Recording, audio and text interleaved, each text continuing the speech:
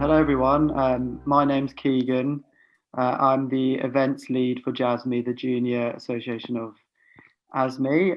Nabilah is also with me as well. Nabilah, do you want to say hi? Hi, I'm Nabilah, fifth year medical student. Oh, hello, someone's from Oman. Wow, fantastic. Oh, wow.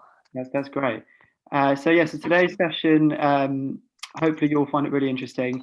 It's about what's more there, what's beyond teaching and medical education. We've tried to make it as interactive as possible. So we're going to show you 3 videos of experts in their field. Because it's only an hour long, we're only going to be going into a very small part of medical education beyond teaching. But it'd be really good if people put questions and answers into the chat. We are slightly limited with it only being an hour. So we're thinking it would be really good if we could get some tweeting going on if anyone's involved on Twitter. So yeah, we've got the speakers' handles on Twitter as well. So yeah, it'd be great if everyone could get involved in the chat, introduce themselves. Yes. Okay, so we're just what we've done for this is we've interviewed a few people. The first person that we interviewed was Dr. Nick Schindler, who you might have seen from Suffolk in the chat, said to be colder than Oman. So we've interviewed just to find out a bit about what else there is in the field of med ed other than teaching. So I'm just going to show the interview now by sharing my screen. We just wanted to talk to you today about a little bit about what you find interesting in the world of med ed and how you got there. So could you begin by just telling me a bit about what you do in the world of med ed and what you find interesting? Sure. Hi, Nabilah. My name's Nick. I'm a paediatric registrar, almost at CCT in the east of England. And from a medical education point of view, I do lots of different things, as I think many people do. I am a facilitator and tutor on the postgraduate certificate in medical education at Cambridge. I am the outgoing RCPCH exams and assessment trainee rep. And I've just finished my master's in medical education, and the combination of those things sort of led me to research in assessment and examining, well, mostly assessment rather than specifically exams, in paediatric education. So if I'm allowed to say that I've got a research interest, then my research interest is probably paediatric assessment, but what more widely medical assessment. You're definitely allowed to say that. So in terms of like paediatric assessment, what is it exactly that you like to research within that field? So I think for me, when you sent me stuff before this and I was sort of having think about, how on earth did I get into this mess? I think for me, the thing that sparked my interest was my own experiences. As medical students and as doctors, we're all expert assessment takers. We're all very, very familiar with assessment, be that examinations or workplace-based assessments. And when I first started my PG cert, sort of all the way back in sort of 2015, 2016, it's one of those things that jumped out at me quite early. This was one of the things that I didn't always think worked well. At times I was quite frustrated with, and I really wanted to improve. But I felt, in order to improve things, in order to engage with things, you really have to understand them. So that's kind of got me here. That is quite true, actually. We do need to understand it properly before we can do any changes, really. So what is it that you're looking at understanding in the world of assessment? So my recent research, my master's research was looking at multi-source feedback as a workplace-based assessment, specifically in the context of paediatrics in the UK. Although, did a lot of wider reading for that. And I'm really interested in the ways in which we as doctors, both as assessors and as sort of the assessee in that process, engage with that. Feedback has become this thing that we sort of accept that we have to do. And a lot of people sort of see it as a tick box. A lot of people see it as a necessary evil that we sort of all do to prove to the GMC that we're not serial killers. I think it can be so much more than that, but it can be really risky for doctors. I think a lot of friends and colleagues work incredibly hard, and receiving disruptive feedback can be quite painful, can be really upsetting, and trying to engage with that and improve is really stressful. So I'm really interested in the ways in which we do that. And effective, so it's less risky for doctors and medical students, and also effective in making better doctors, which hopefully makes things better for our patients. Oh, interesting. I've always thought of feedback as being something where we tend to like not really give that much feedback, and when you give surveys it tends to be like a tick, excellent, excellent, excellent, and you actually learn anything from it. But I've never thought of the other flip side, which is quite important, where it can actually be quite harmful as well if not done in the correct manner. Yeah. So how do you research that exactly? So lots of different ways. So the Royal College of Paediatrics and Child Health, who've been fantastic of my research and of paediatric training in general, doing research and trying to improve education. We've looked at two things. So the RCPCH multi-source feedback form. So the form has two bits to it. It has a system where where one of your assessors will rate you from 1 to 6. 1 being not very good, 6 being amazing,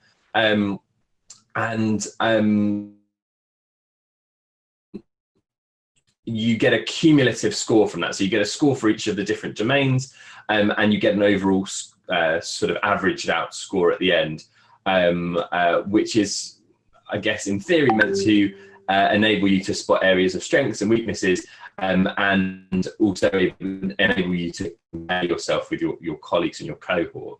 And then the other side is the qualitative data that you get. So the free text stuff where people get to write comments about how wonderful you are, or about how awful you are as a doctor.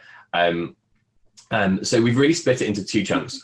One, we've had our wonderful psychometricians look at 15 years worth of numerical quantitative data to try and map that to things like exam outcomes and CCT outcome and ARCP outcomes, and see, do these forms actually predict your progress as a doctor?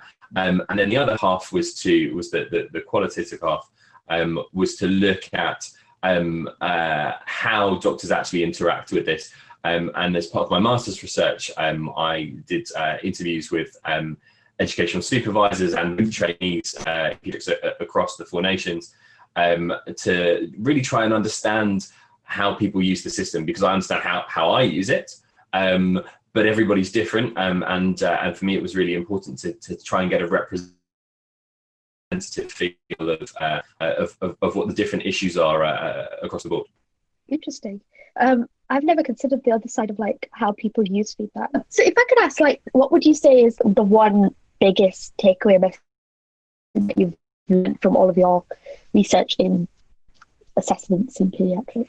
Wow. I mean, I could bore you all day with this. So I guess my one take home would be that I think the feedback for me is about a two-way conversation. Feedback has to be invited, and the person receiving it has to be able to reciprocate and has to be able to trust that feedback, has to be able to believe it in order to then understand it and make use of it. And a lot of our systems seem to actively disrupt that. And one of the GMC stipulations around multi-source feedback, because we do MSF because partly because it's required for revalidation, is that it should be anonymous. And part of feedback being anonymous takes away a lot of that dialogue.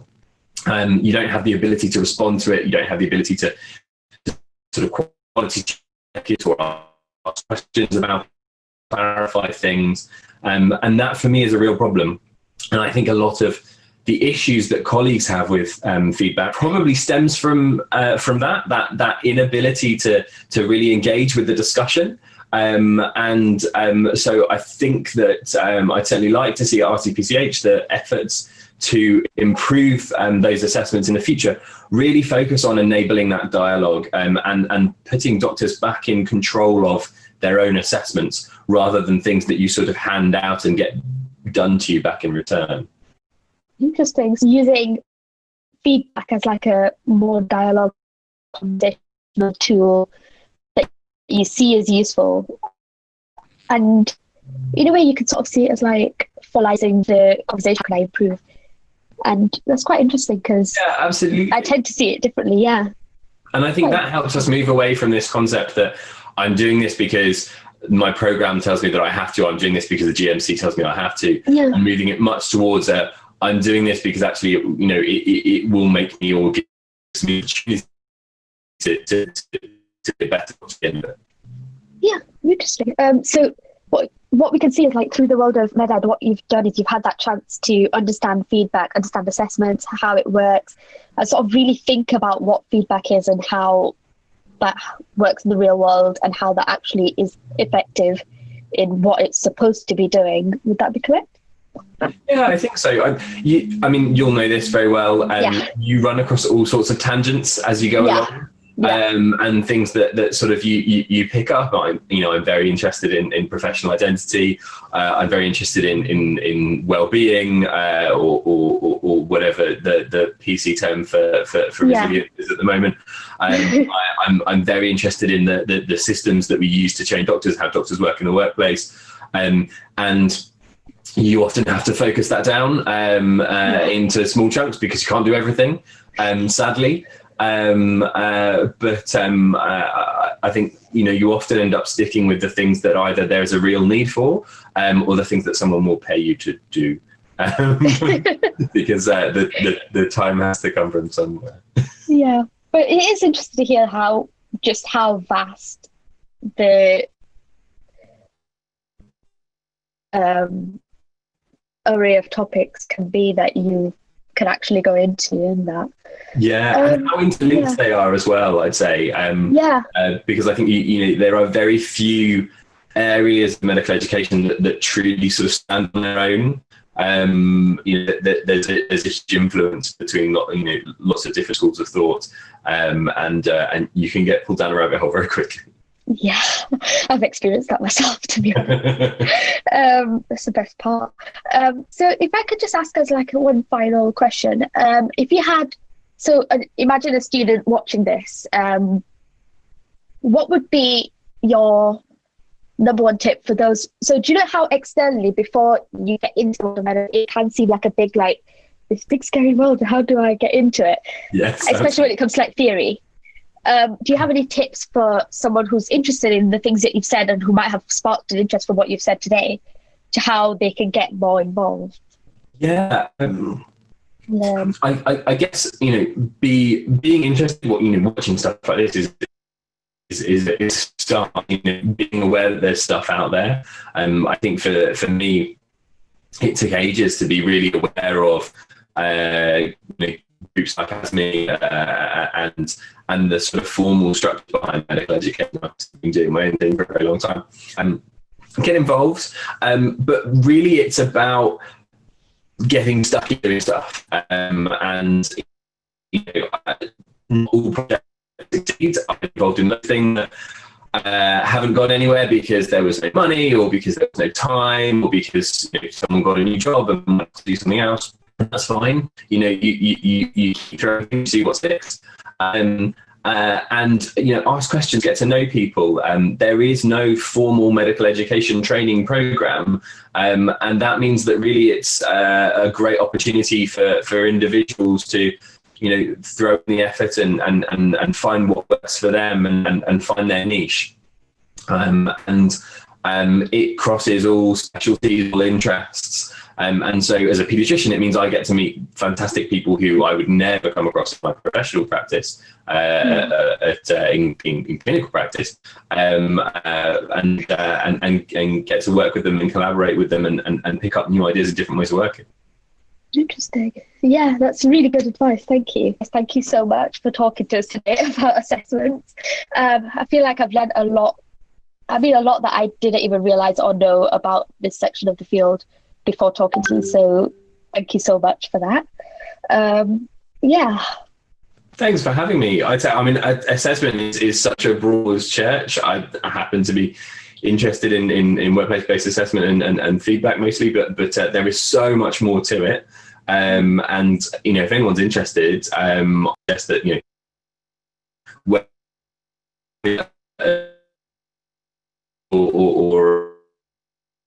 or a trainee, there will be someone running assessment. Assessment doesn't just happen by itself. Universities and institutions put huge amounts of money into it, and huge amounts of time.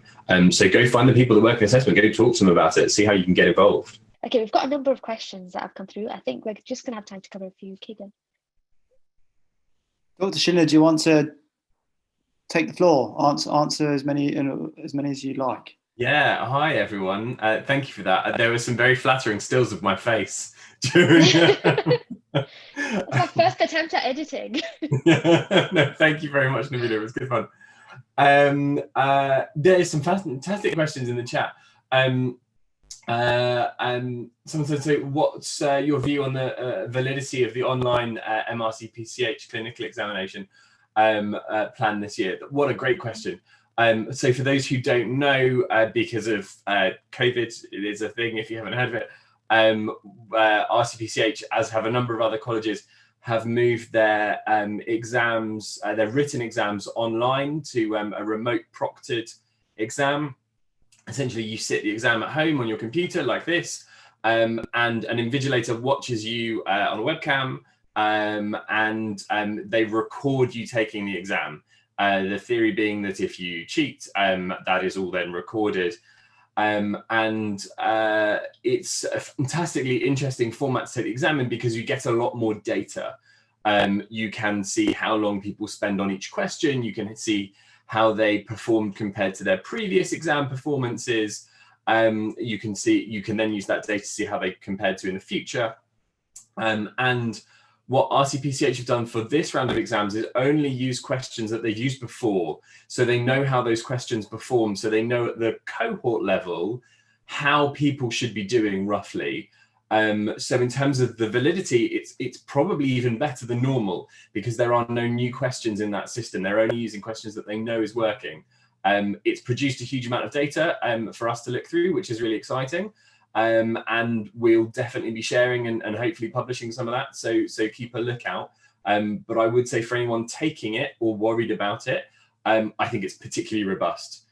So I definitely wouldn't be concerned. And we've had pretty good feedback. In fact, amusingly, the worst feedback we had from one candidate out of a couple of hundred, that candidate did very, very well. So clearly how much you enjoy it is not related to how well you do on the exam. Anna said, how's it been combining a formal academic interest in med-ed with a high-intensity training program like Pete? I think you can see from some of my flattering stills that it's not high intensity in terms of exercise. Anna, I've always trained full-time. I've got a lot of colleagues who do med-ed stuff who work less than full-time. And I think it's, you know, it's about how you function. Med-ed, I think Nabilah and I were talking about this in a bit that got cut out. Med-ed gives me energy. It's a thing I do as my hobby. It's fun. And therefore, I make time for it, and that's enjoyable. And when that's no longer the case, then if someone wants to pay me for it, then I will cut down my clinical hours. And if not, then I will probably cut down my med-ed hours. But you have to enjoy what you're going to do if you're going to make that kind of time for it. And that is probably not great for some of our colleagues who have other really significant commitments. I mean, I've got a child. He is very much a significant commitment. I'd like to spend lots of time with him as well. but I fully respect that there are colleagues who won't have the time and the luxury of things that I've had, and that is difficult. And I think it is incumbent on us to look at the systems and how we can make it easier for people to be involved when they have significant other commitments. Jack says, in another part of my life, I'm a national BMA juniors rep, and I know an ongoing issue we have is arguing with the GMC about the evidence base behind their requirements for revalidation. From your experience, what would an evidence-based requirement for feedback revalidation be? I'm always really surprised, actually. So when I started doing research into MSF, those of you on Twitter will know that people love to come up with, there's no evidence for this. And actually, there's loads of evidence for a lot of what we do. I think the question is there evidence for us specifically within our own contexts? How generalizable is the evidence that we get? I'm interested in qualitative research, and as lots of you might know, really the generalizability of that research is limited to an extent. You get very detailed information about a very particular setting, but applying it to others is difficult. And so although actually there's a lot of work that goes into that validity, if you go hunting for it, I think that the question is, sometimes we misappropriate that and use it where perhaps we need to actually seek new evidence and robustly validate programs in their own settings. We're doing that at RCPCH. I'm very happy to talk about that another time if anyone wants to see our validity framework for assessment. But more work goes on than you would know, and it's worth going looking for it and talking to people, because there's plenty of opportunity to get involved. Anna has said, following on from the above, I'm interested in how students and doctors quantify and contextualize success, and how this differs from what assessment might measure. Oh, Anna, some of the quotes in my thesis would work well for you. We are a selected bunch of individuals who are then groomed to desire success at all costs and to beat everyone else. And when you go to med school, you've gone from the top of your class to suddenly being very much in the middle of it because everyone else was at the top of their class. And the same happens when you're a doctor in training as well. Some of the contributors to my research would say that anything less than top marks was a failure for them, and that was a really big issue. And I think we've come to expect praise as doctors. We've come to expect to be told that we're doing really, really well, that we're all exceptional, and we can't all be exceptional. We can't all be above average by definition, and that's really difficult. And so scoring systems and things like multi-source feedback, you find that most, if you ask, how does this doctor compare to their peers, most doctors will be rated above their peers. That's a weird thing that isn't true. It's a subjective response, but that's what we've come to expect. And I think that's where numerical rating systems for feedback fall down for doctors somewhat, and lose a lot of their meaning. And therefore having a dialogue, being able to say, okay, what am I good at, and what could I be better at, and how could I be better at it, is probably a lot more effective. The difficulty is it's harder to capture at scale if you're looking to identify doctors who might be struggling. And although the vast majority of doctors perform very well on things like multi-source feedback, we do think it performs relatively well at spotting those who are struggling. Most of us know who our colleagues are who have difficulties, and it does make it through to things like MSF. So although that is not useful for individual doctors, it is useful for programs at the program level, I think, probably. Was there anything else? Have I missed any? That was really good. Thank you so much, Dr. Schindler. Awesome. Thank you. If anyone has any more questions, I'm afraid we do have to move on. I could listen to that for a whole hour in itself. But I could definitely talk for a whole hour itself, so I'll leave you there. Thank you all very much. Thank you so much. Are you okay for people to tweet? Please tweet me. I'll put my Twitter handle in the chat. Please put stuff in the chat. Very happy. Fantastic. Thank you. Right, so we'll move on to the next video. So we're going to do the next two videos back to back and then follow that with a discussion and Q&A section. So next up we have Angelique Duenas, who is a PhD student at Holyoke Med School. So I'm just going to show her interview next. Could we begin by you just introducing yourself and just telling us a bit about what it is that you research? Yeah, so my name's Angelique Duenas. I am a PhD student, postgraduate researcher at the Holyoke Medical School with the Health Professions Education Unit. I have a master's degree in modern human anatomy and then a bachelor's degree in psychology with a biology minor. And right now, my current focus, my current degree and my focus of research is medical education, but as we all know, that's a pretty broad area. So my thesis topic is really around widening participation and outreach. So that's a lot of my thesis work. But like many academics, I like to keep a lot of side projects, whether that's good or bad. And with my background in anatomy, I kind of do a little bit more of the intersection of anatomy with humanities and hidden curriculum kind of work.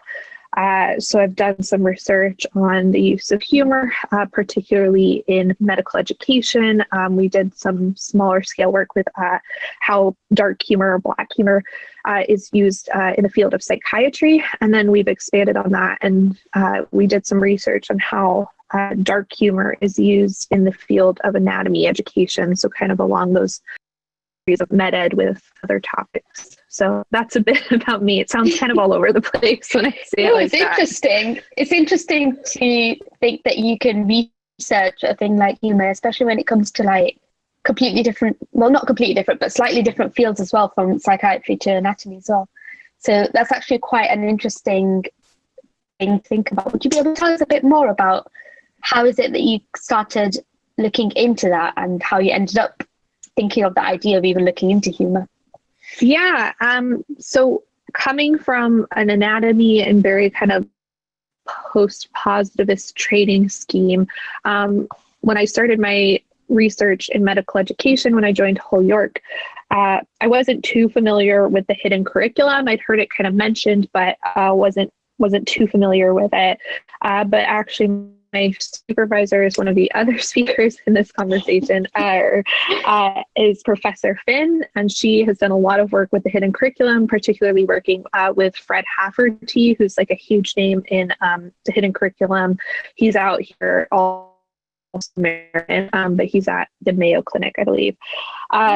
So she's kind of done this work throughout her own PhD and had some students doing hidden curriculum work who are finding kind of aspects on the hidden curriculum in their work that mental health and kind of psychiatry training.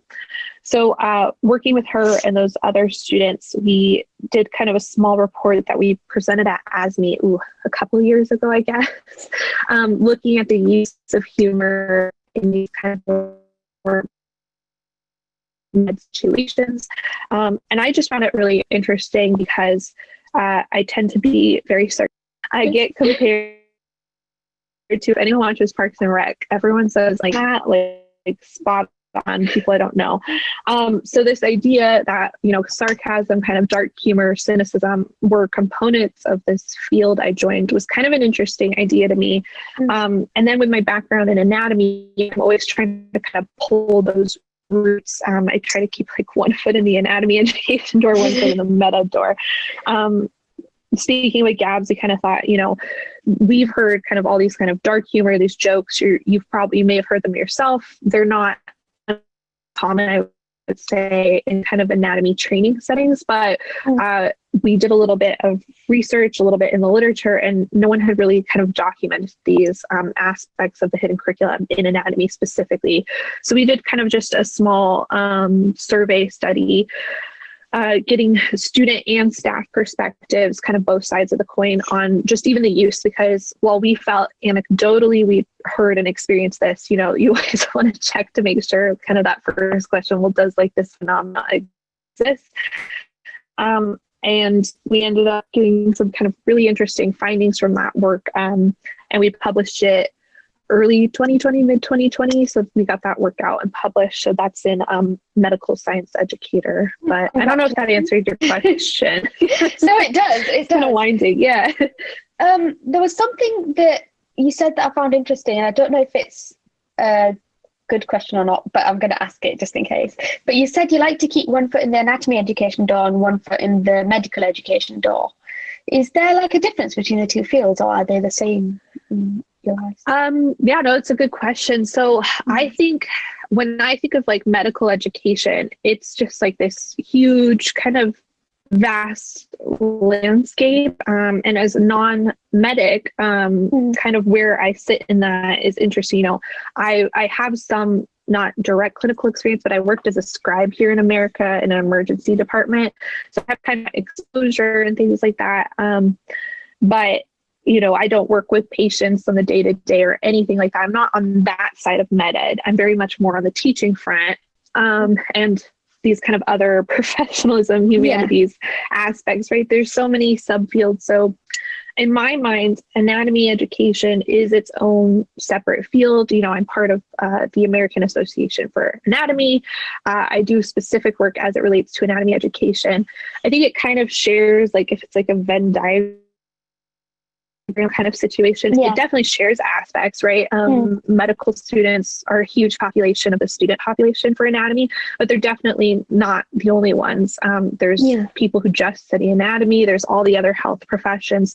So I definitely think it's kind of its own little subfield. And when we did this humor research, you definitely see the humor, while it may share facets in the literature with like kind of other like surgery or, you know, emergency medicine, it's very unique in the sense that as anatomists, we work with a very unique resource, I guess, very precious resource of donors.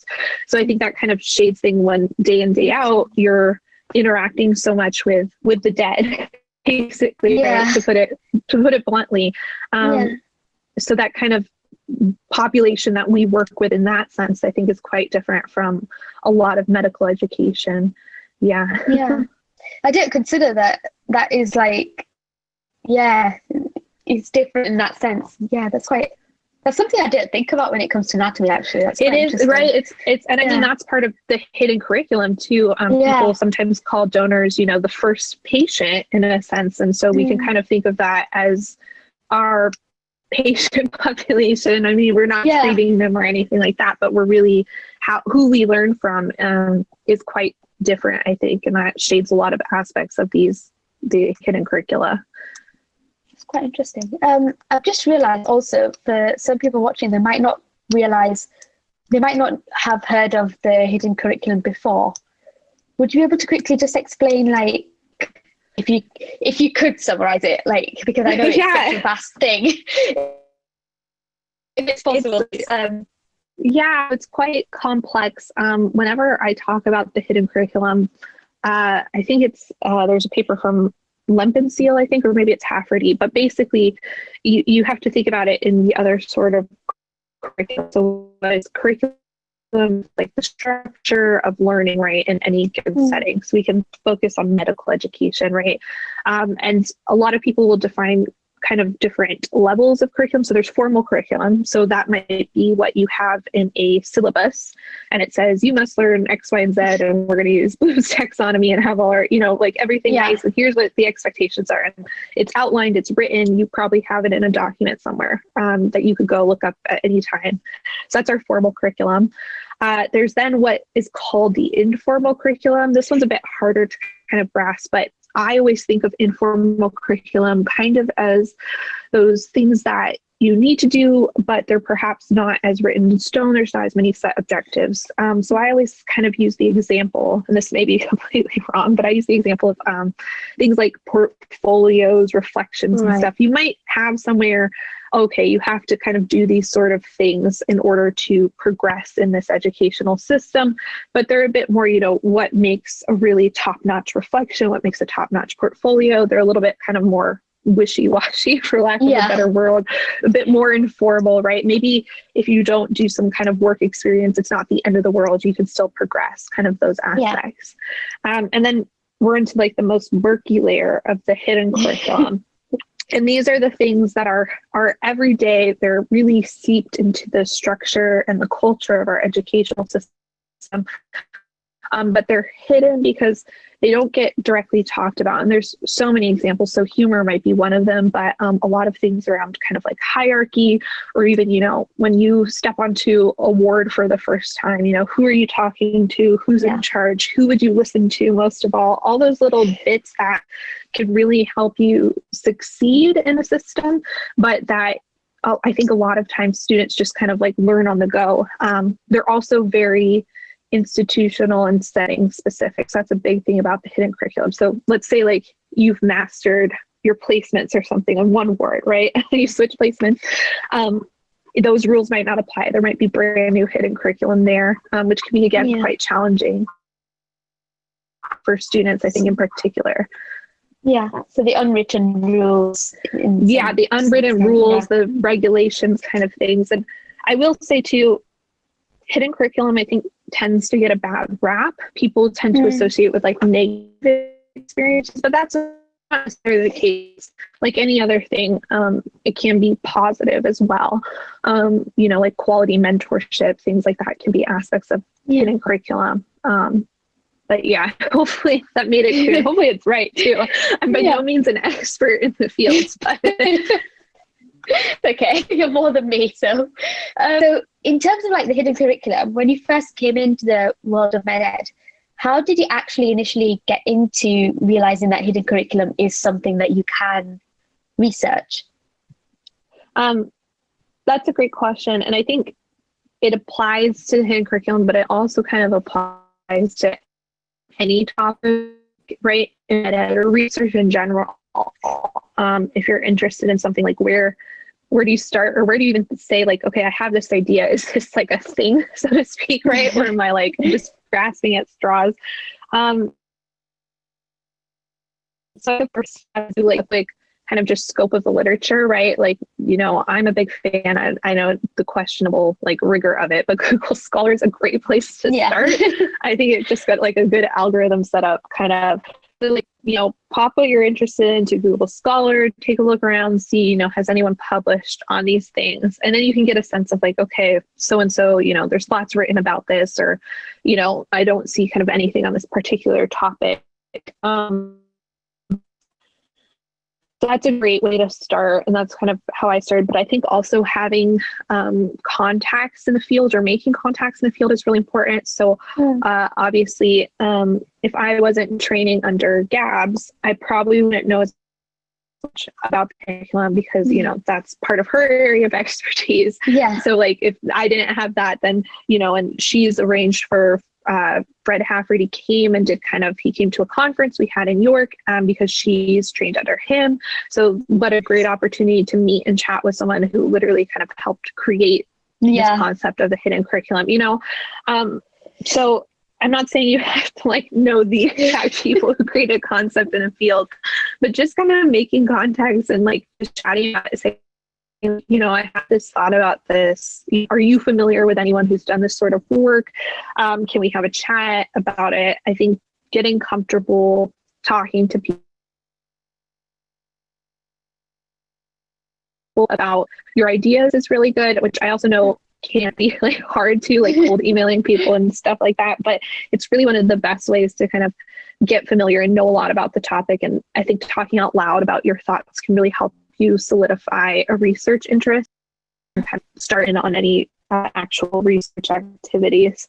So I think those are kind of the big things I would recommend. Like, do a scope of the research of the literature. But then actually communicating with people, I think you only get so far if you're just always kind of embedded in the literature. It's those conversations where the best ideas and best kind of research directions can come out of.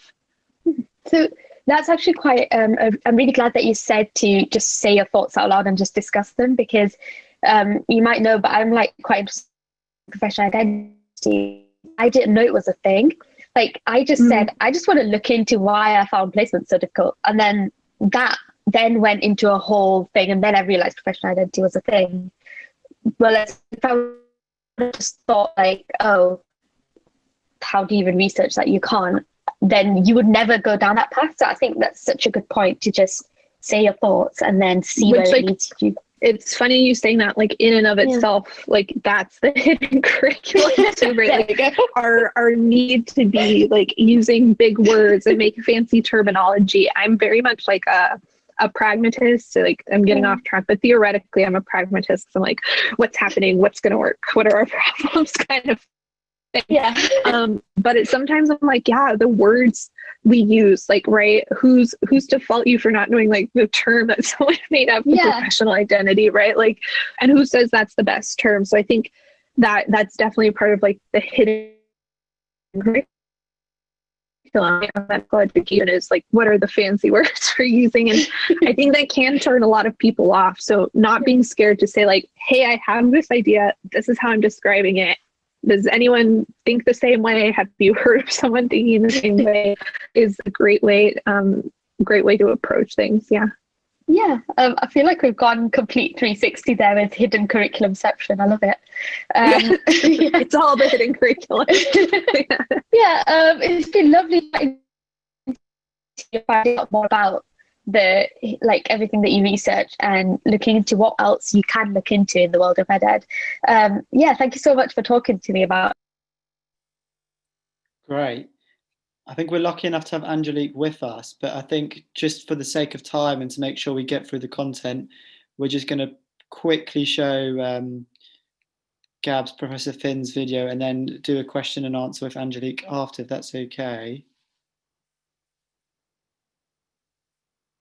So I think Nabilah is just going to show the video from Gab's Professor Finn, which should hopefully tie everything up as well, because she talks a little bit about applying sort of theories to teaching as well. So Professor Finn's I'm sure Angelique will be able to introduce it better than I can, and those are her qualifications, but we'll go straight on to the content of her talk. So Nabilah, if you want to play. By fire, but a very enjoyable post. So my research and teaching has often focused on innovative or alternative methods of curriculum development and design, and trying to really engage students in alternative pedagogic approaches. It wasn't something that I ever thought I would end up researching. I actually thought I might end up doing something more to do with genetics, so a little bit different. But it was very much an opportunistic start to my research career. So I ended up working with my PhD supervisor, Professor John McLaughlin, who set up Peninsula Medical School without any cadavers. And what he noticed was there was a real absence of evidence for anything other than cadaveric approaches to anatomy. And you'll all have heard of the cross-section versus dissection debate, where you can only ever really learn anatomy if you dissect a full body. But what's missing from that approach is the living body. Now, when you encounter a body in clinical practice, typically, you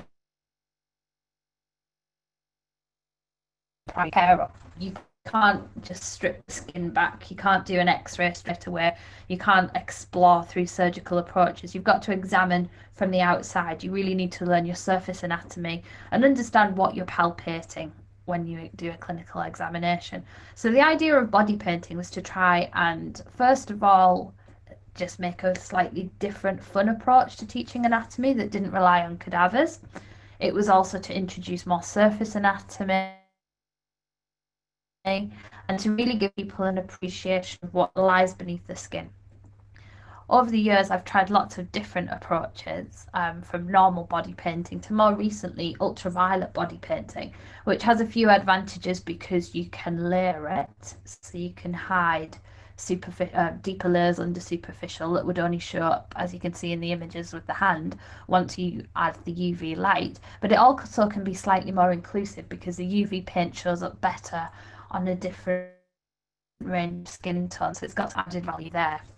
Lots of the other tips I've tried to work with have included all sorts of low fidelity and art-based modelling, plasticine, using Play-Doh to map bones, muscles and facial expression, pipe cleaners to try and show the nerve roots and the brachial plexus. As you can see here in the images, lots of different examples around vertebra, carpal bones. Part of this has also led on to doing public outreach, so working with things such as body worlds and yoga instructors to try and educate those who work in the fitness industry, for example, because they need to know their anatomy and often know a lot of very, very detailed anatomy. Their anatomical knowledge is appreciated by many. So we're doing lots of public outreach to try and engage people in different ways of learning anatomy and just give a bit of a better appreciation of the living body. It also serves quite well to try and get kids interested in science and maybe people who wouldn't have ordinarily thought about a career in health. Anyone who's been to some of the more recent ASME conferences may have seen some of our pop-up anatomy workshops as well. So part of my work isn't just about researching how best to teach medical students, but it's also trying to get faculty and educators, doctors, nurses engaged in anatomy as well. If you follow the Royal Institution Christmas lectures, you may have some we did, so that's really great outreach and public engagement for us. Now, all this is really well and good, however, it means nothing if there isn't an evidence base behind it, and that's where I've built some of my earlier research. So I've done lots of work using both qualitative, quantitative and review methods to try and produce an evidence base for using art-based approaches within medical education. So some quantitative studies comparing a control group with a group using anatomical body painting, those using colour versus the absence of colour, so just black outlines, for example, as well as qualitative exploration, speaking to educators, anatomists, clinicians around the world and students to try and see what is it about these art-based approaches that really help students to learn. Some say that it helps develop their medical professionalism because while painting they get to learn what it feels like to be examined. They get to develop their professional transcripts by learning how to ask somebody to undress, how to seek consent before touching people, as well as obviously helping with some of the anatomical learning outcomes. And it really helps those who struggle with death. So students who find learning in an anatomy lab to be fairly oppressive really benefit from using these different approaches. So that's some of the more recent evidence, as well as some of these are books, chapters, where they just try to introduce the topic to people who may not ordinarily have considered using art within their medical curricula. It's often dismissed as being puerile, childish, no added value, not as good. But actually, if the increasing evidence base, there's a lot in the literature that shows it is an absolutely brilliant adjunct to the traditional curriculum. This wasn't something I ever intended to research. It was very much a path of least resistance, and I think my top tip for you is that it is okay not to have a plan, to be open to new opportunities and directions, and whatever you teach or you research really needs to interest you. It's difficult to get funding for medical education research, so I think keep trying. Failure is normal, and it's how you learn to deal with that and to bounce back. If you want to research something and you can't find any evidence, that's great. That means there's a gap there, so you need to create that evidence. Some of the best ways that you can move that forward, I would say, to find a mentor and to build a network, because you never know where it would lead. When I started researching anatomical body painting and the conscientiousness index my PhD, I never ever imagined that I would be researching fitness to practice for the General Dental Council or leading the first ever medical education grant from the National Institute for Health Research looking at gender inequality in clinical academics. So you never know where that path will take you. It's a very exciting journey, and I'm very happy to speak to any of you at a later date. Brilliant. Yeah, so like I said, I think we're lucky enough to have Angelique with us, who will hopefully be able to answer questions and give us a little talk.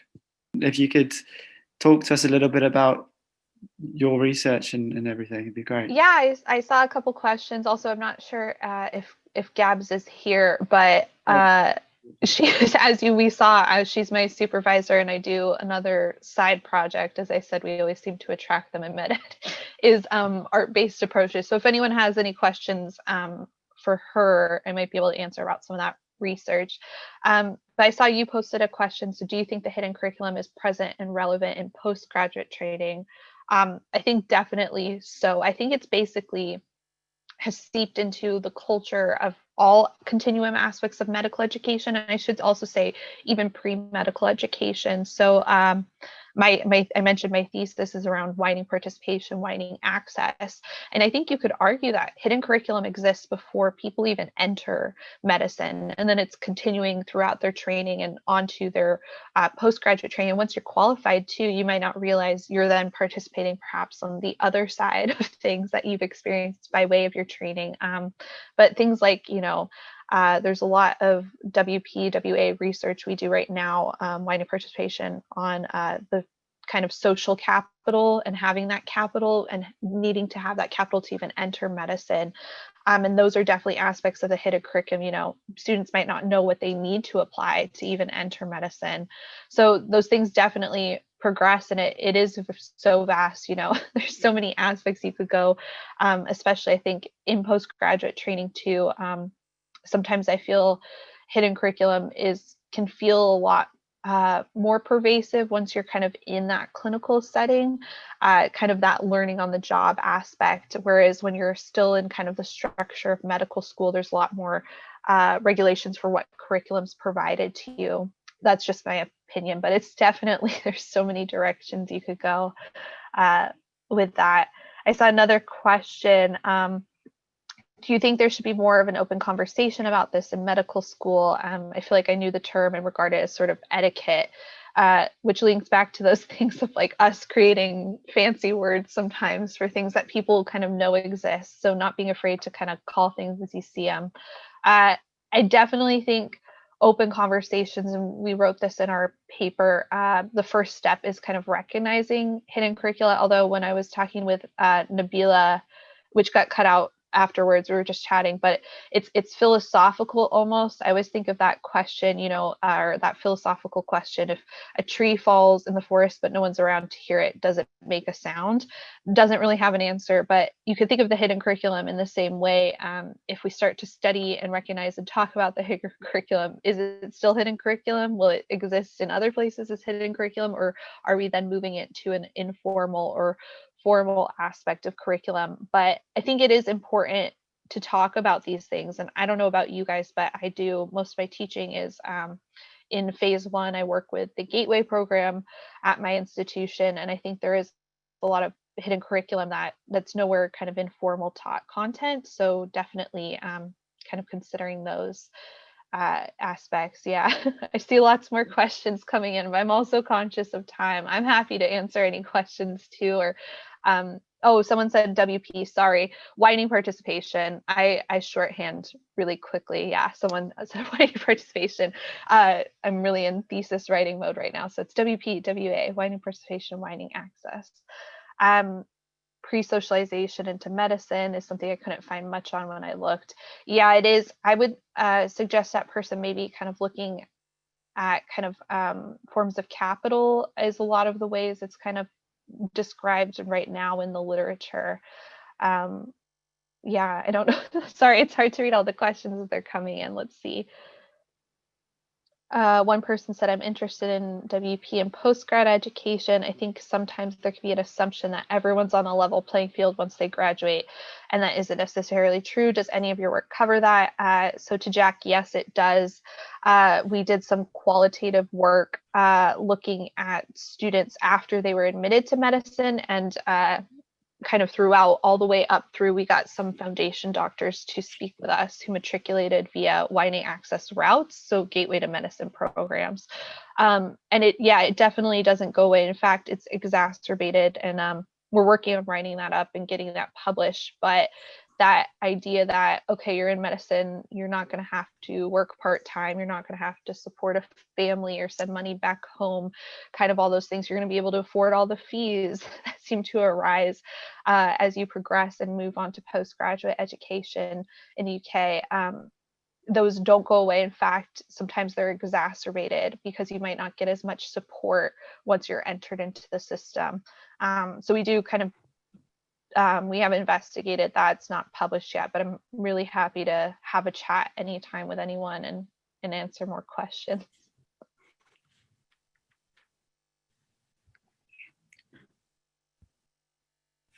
Great. Thank you so much for coming and answering. I think that's pretty good timing. It's 7 o'clock. So thank you so much. Like we've said in the chat earlier, contact details and the Twitter handles for all the speakers will be made available. So if you have any burning questions to tweet Angelique or Gabs or Dr. or Nick from earlier, please do. Thank you very much, everyone, for turning. I hope you found it useful and informative, and thank you very much to all of our speakers. And yeah, please do attend further ASME Bite-Size events or JASME chats if you're a junior. Yeah, thank you very much, everyone.